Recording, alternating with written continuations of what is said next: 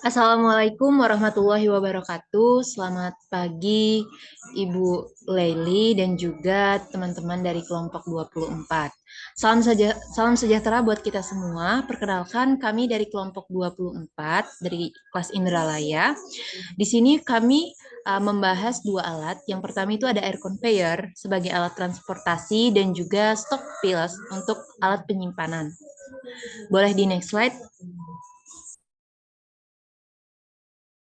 Oke, untuk anggota kelompok dari 24 itu ada saya sendiri Elva Armelia dengan ujung NIM 057, kemudian juga ada teman saya Indah Deviana dengan NIM terakhir 013 dan juga terakhir ada Yesika Sirait dengan NIM terakhir 055. Boleh di next slide. Oke, untuk penjelasan dari air conveyor dan juga stock pallets itu akan dijelaskan oleh teman-teman dan dari kelompok 24. Untuk apa itu air conveyor sendiri itu akan dijelaskan oleh Indah. Kepada Indah, dipersilahkan. Terima kasih Kak atas kesempatannya. Di sini aku bakal jelasin apa itu air conveyor.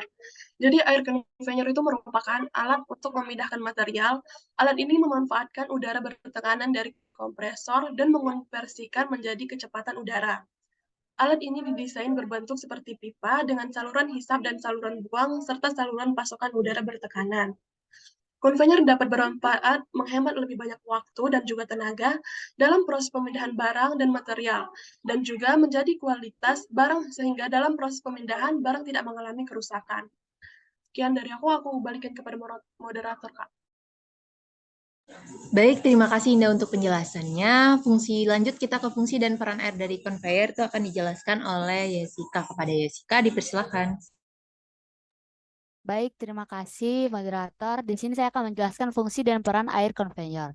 Yang pertama ini adalah fungsi, di mana seperti yang kita tahu bahwa air conveyor itu adalah sistem transportasi yang menggunakan aliran udara atau gas bertekanan untuk menggerakkan dan mengangkut bahan padat atau serbuk dalam proses industri. Adapun fungsinya, yang pertama itu adalah memindahkan material yang tahan panas, di mana air conveyor ini sering digunakan untuk memindahkan material yang tahan panas seperti serbuk logam yang baru selesai diproses dalam peleburan atau pengecoran logam.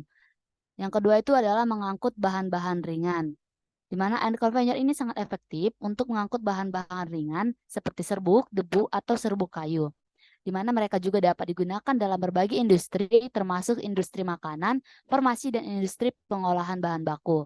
Yang ketiga itu dapat memberikan fleksibilitas dalam proses produksi industri. Yang keempat, membantu mencapai efisiensi yang lebih tinggi dalam mengangkut berbagai jenis material. Dan yang kelima yaitu sering digunakan dalam industri di mana debu serbuk dapat menjadi bahaya ledakan, di mana fungsi utama dari air conveyor ini adalah untuk mentransformasi material dari satu lokasi ke lokasi lain tanpa menggunakan conveyor mekanis. Selanjutnya adalah peran dari air conveyor itu sendiri, di mana air conveyor ini memiliki beberapa peran kunci dalam berbagai industri dan proses manufaktur. Peran utamanya itu yang pertama sebagai transportasi material, di mana ini untuk mengangkut bahan padat atau serbuk dari satu lokasi ke lokasi lain dalam sebuah pabrik atau fasilitas produksi. Yang kedua itu ada juga mengurangi kontaminasi. Air conveyor sendiri itu dapat membantu mengurangi risiko kontaminasi silang antara berbagai jenis bahan, karena tidak ada kontak fisik antara conveyor dan material lain yang diangkut, risiko pencampuran atau kontaminasi dapat diminimalkan. Dan yang ketiga itu adalah pemindahan bahan tanah panas. Next. Selanjutnya ini adalah tipe air conveyor, di mana tipe air conveyor ini yang pertama itu adalah pressure conveyor atau pneumatic conveyor, yaitu conveyor tekanan adalah jenis yang paling umum dalam air. Conveyor menggunakan aliran udara bertekanan tinggi untuk menggerakkan material. Yang kedua, vacuum conveyor. Vacuum conveyor ini sebaliknya menggunakan tekanan negatif atau pengisapan untuk mengangkut material. Udara dihisap keluar dari pipa angin menciptakan efek penghisapan yang mendorong material melalui sistem. Yang ketiga itu adalah dilute phase conveyor. Ini adalah tipe conveyor di mana material dicampur dengan aliran udara dalam kadar rendah. Material ini sering berada dalam bentuk serbuk atau butiran halus. Yang keempat ini dense space conveyor. Ini adalah mengangkut material dalam bentuk padat, di mana dalam kondisi yang lebih padat dan bergerak dengan kecepatan yang lebih rendah daripada dilute pace conveyor. Dan yang kelima ini adalah gravity conveyor. Dalam kasus ini, material diangkut oleh aliran gravitasi yang dihasilkan oleh udara yang bergerak melalui perubahan tinggi. Ini sering digunakan untuk transportasi barang dalam kemasan seperti botol, kaleng, atau kotak. Dapat kita lihat contoh alat air conveyor seperti pada gambar tersebut. Selanjutnya adalah klasifikasi dari air conveyor ini dapat ada beberapa, yaitu yang pertama berdasarkan metode pengangkutan, seperti pressure conveyor atau pneumatic conveyor. Yang kedua ada vacuum conveyor, ketiga dilute pace conveyor, dan keempat itu dense space conveyor. Yang kedua ada berdasarkan jenis material yang diangkut. Yang pertama konveyor bahan baku, konveyor serbuk, konveyor butiran, dan konveyor cair. Yang ketiga berdasarkan konfigurasi sistem. Ada yang horizontal, vertikal, incline. Dan yang keempat adalah berdasarkan penggunaan khusus.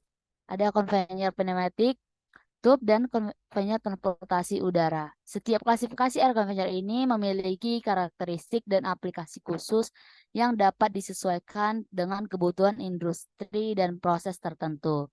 Pemilihan jenis air conveyor yang tepat sangat penting untuk mencapai efisiensi dalam transportasi material atau barang. Next.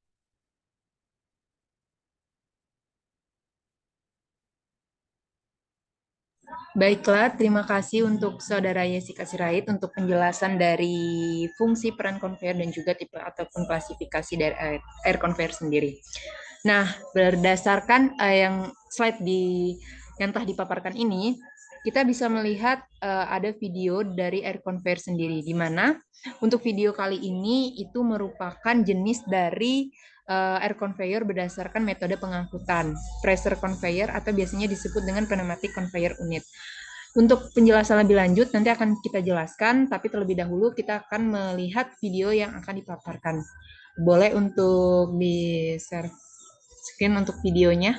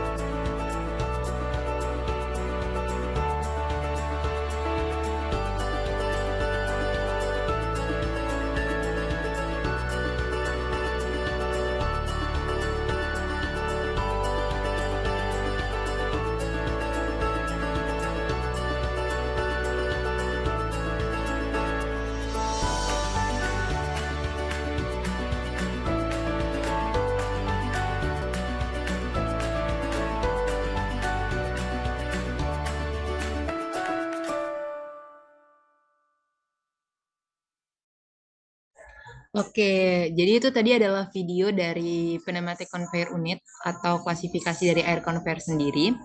Biasanya untuk pneumatic conveyor unit itu dia memiliki prinsip kerja secara umum. Yang pertama, kalau dari video itu udara dihembuskan ke dalam saluran pipa atau blower atau kompresor. Sehingga materialnya tersebut nanti akan terbawa oleh udara dengan kecepatan yang tinggi dalam saluran pipa hingga ke tempat penampungan atau reservoir. Kemudian nanti laju aliran dari bahan curah yang dicampurkan tadi itu ke aliran udara diatur dengan menggunakan rotary feeder atau juga disebut dengan rotary valve. Dan terakhir, kemudian material tersebut akan dipisahkan oleh air separator yang terletak di reservoir dan tempat penyimpanan. Oke, boleh di next slide. Selanjutnya, untuk penjelasan dari prinsip kerja air conveyor sendiri lebih jelas itu akan dijelaskan oleh saudara Eci kepada Jessica. Silakan. Baik, terima kasih. Selanjutnya saya akan menjelaskan prinsip kerja air conveyor. Di mana prinsip kerja air conveyor ini itu didasarkan pada penggunaan aliran udara yang kuat dan konsisten untuk mendorong barang atau material melalui pipa atau saluran tertentu. Prinsip kerja umum dari air conveyor ini yang pertama itu pembuatan aliran udara, di mana air kompresor menghasilkan udara bertekanan tinggi. Udara bertekanan tinggi ini kemudian dialirkan ke pipa atau saluran khusus yang disebut pipa angin atau conveyor tube. Yang kedua selanjutnya penghisapan material, di mana material atau barang yang akan diangkut ditempatkan pada awal conveyor, biasanya pada hopper atau tempat pengumpan. Selanjutnya aliran udara yang kuat dari kompresor menciptakan tekanan negatif di dalam conveyor tube, menciptakan efek penghisapan. Penghisapan ini mengakibatkan material diseret ke dalam pipa angin dan mulai bergerak melalui sistem conveyor. Yang ketiga, transportasi material. Material atau barang terus bergerak melalui pipa angin karena tekanan negatif yang dipertahankan di dalamnya. Kecepatan dan aliran udara diatur untuk memastikan material dapat dipindahkan dengan efisien dan tanpa kerusakan. Dan yang keempat, pemisahan material. Di akhir sistem conveyor, material biasanya dipisahkan dari aliran udara. Ini dapat dilakukan dengan menggunakan filter atau separator udara yang memungkinkan udara kembali ke lingkungan sekitarnya sementara material terus bergerak keluar dari sistem. Next. Oke, untuk dasar pertimbangan dalam pemilihan alat itu akan dijelaskan oleh Indah. Pada Indah, dipersilakan. Baiklah, di sini aku akan menjelaskan mengenai dasar pertimbangan dalam pemilihan alat. Jadi yang pertama yaitu dapat beroperasi secara mendatar maupun miring dengan sudut maksimal sampai dengan 18 derajat. Kemudian kedua yaitu kapasitasnya tinggi. Dan yang ketiga, sabuk disanggah oleh plat roller untuk membawa bahan. Yang keempat yaitu serbaguna. Yang kelima dapat beroperasi secara kontinu. Yang keenam, kapasitasnya dapat diatur. Yang ketujuh, kecepatannya sampai dengan 600 feet per meter dapat dinaik dan diturunkan. Kemudian yang terakhir yaitu perawatannya mudah. Saya kembalikan lagi kepada moderator. Oke, terima kasih Indah untuk penjelasannya. Kita lanjut ke prinsip perancangan alat. Jadi untuk pneumatic conveyor atau air conveyor sendiri itu prinsip yang harus kita tekankan itu ada 3. Yang pertama, diameter pipa penyalur serta kecepatan aliran udara dari blower atau kompresor. Yang kedua juga kita harus memperhatikan metode penyimpanan padatan curah ke dalam pipa serta jenis dan ukuran dari komponen yang atau material yang dimasukkan. Kemudian yang ketiga, informasi mengenai bahan yang diangkut dari alat kita air conveyor ataupun tipe dari air conveyor sendiri. Oke, boleh di next slide.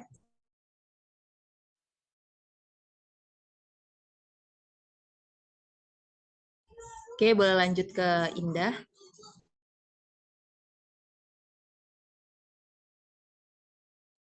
Baiklah, di sini saya akan menjelaskan mengenai cara menentukan kapasitas alat. Di mana rumus kapasitas alat yaitu Q sama dengan 3.600 IF ton per jam. Untuk contoh soal, tentukan kapasitas dari pneumatic conveyor yang mengangkut bubuk susu atau base powder dari feeder hopper menuju silo dengan kecepatan 0,25 meter per sekon. Berat muatan curah yang dibawa yaitu 125 kg per meter kubik, luas potongan conveyor 7 cm kubik. Baiklah, langsung diketahui yaitu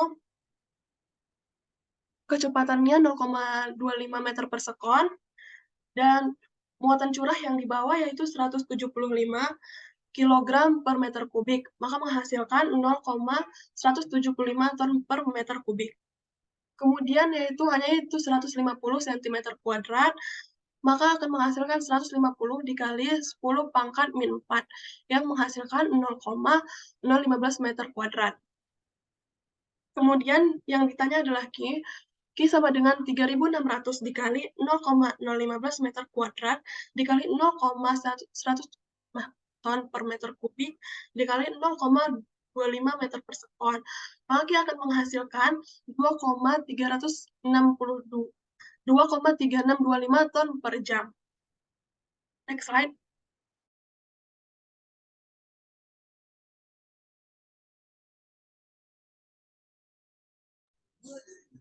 Oke, terima kasih Indah untuk penjelasannya. Kita lanjut lagi.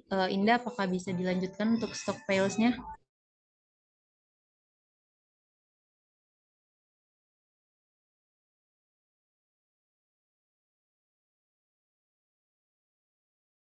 Oke, untuk stockpile sendiri di sini akan saya jelaskan.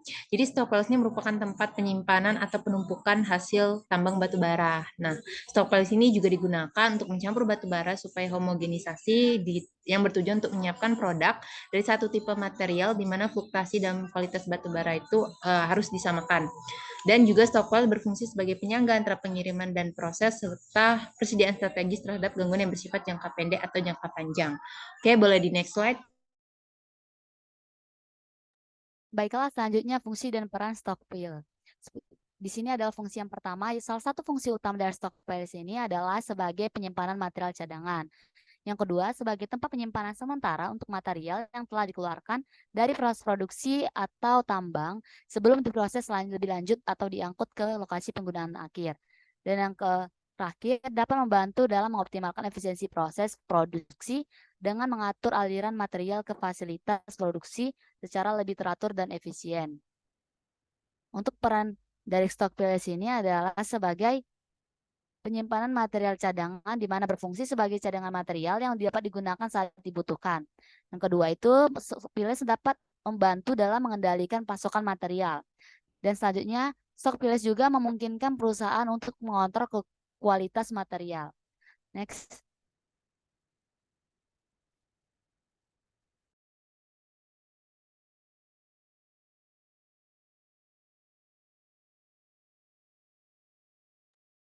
Selanjutnya ada tipe stockpile. Ini yang pertama, stockpile itu stockpile batu, di mana tipe stockpile ini berisi batu-batuan, kerikil, atau agregat yang digunakan dalam konstruksi jalan, bangunan, atau proyek infrastruktur. Yang kedua ada stockpile pasir. Ini ada digunakan untuk menyimpan pasir yang digunakan dalam berbagai aplikasi konstruksi seperti pembuatan beton. Yang ketiga stockpile batu bara. Ini adalah stockpile yang berisi batu bara yang digunakan dalam pembangkit listrik, industri, atau proses produksi lainnya. Yang keempat, stockpile biji, di mana stockpile ini berisi biji logam seperti biji besi, tembaga, emas, atau nikel yang akan diolah lebih lanjut dalam industri pertambangan. Yang kelima ada stockpile produk pertanian, di mana ini berisi produk pertanian seperti gandum, jagung, kedelai, atau produk makanan lainnya.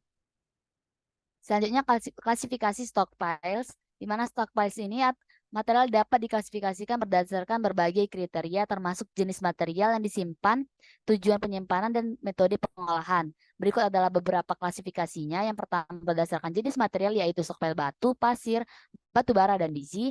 Yang kedua berdasarkan tujuan penyimpanan yaitu stockpile produksi, distribusi, cadangan, dan juga limbah. Yang ketiga itu berdasarkan metode pengolahan yaitu stockpile terbuka, tertutup, dinamis, dan juga statis. Dan yang keempat berdasarkan metode pengolahan stockpile terbuka, tertutup, dinamis, dan juga statis. Berikut adalah gambar dari stockpiles. Next. Oke, ini ada video dari stockpile batubara, boleh ditampilkan.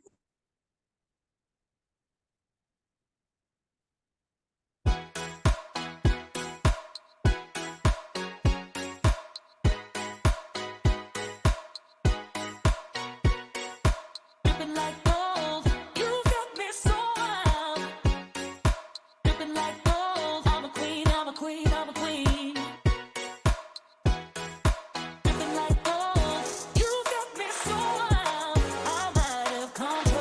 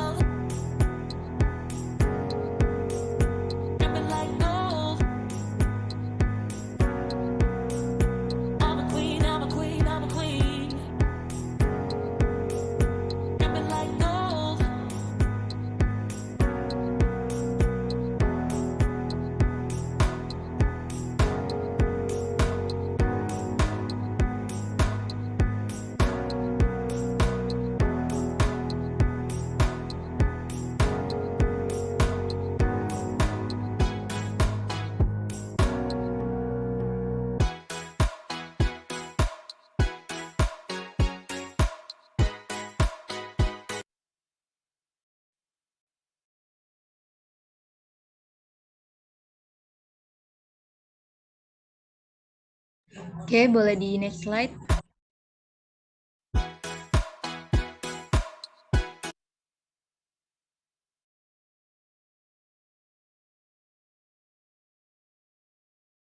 Untuk dasar pertimbangan boleh Indah? Baiklah, langsung pada dasar pertimbangan dalam pemilihan alat, yaitu berat material, bentuk material, jarak angkut material, kapasitas alat, kondisi medan kerja, kuantitas material, dana yang tersedia, teknologi, daya dukung material, dan juga kuantitas pekerjaan. Next slide, Kak. Baiklah, langsung pada prinsip perancangan stok piles. Yang pertama yaitu merencanakan geometri stok pil batu bara yang akan diterapkan. Yang kedua yaitu menghitung volume bahan yang diangkut. Yang ketiga merencanakan komposisi timbunan stok pil yang akan diterapkan. Dan yang terakhir yaitu merangkai komposisi timbunan jalan angkut yang akan diterapkan. Kemudian yaitu cara menentukan kapasitas alat, mungkin dapat dilihat ada contoh soal berikut. Mungkin sekian dari aku kembalikan lagi kepada moderator. Baik, terima kasih Indah dan juga Yasika untuk penjelasannya. Boleh di next slide dulu. Nah, ini referensi dari PPT yang telah kami paparkan. Kami mengambil dari buku Perry dan juga ada buku dari Chan dan lainnya. Mungkin untuk penjelasan dari kelompok 24 untuk air conveyor dan juga stockpiles itu hanya itu saja. Dan kami ucapkan terima kasih kepada Ibu Dr. Leili Nurul Komaria STMT selaku dosen pengampu mata kuliah AIK serta kepada teman-teman dari kelompok 24. Mungkin itu saja yang bisa kami sampaikan. Apabila ada salah kata kami mohon maaf dan kami akhiri. Wassalamualaikum warahmatullahi wabarakatuh. Selamat pagi dan selamat beraktivitas.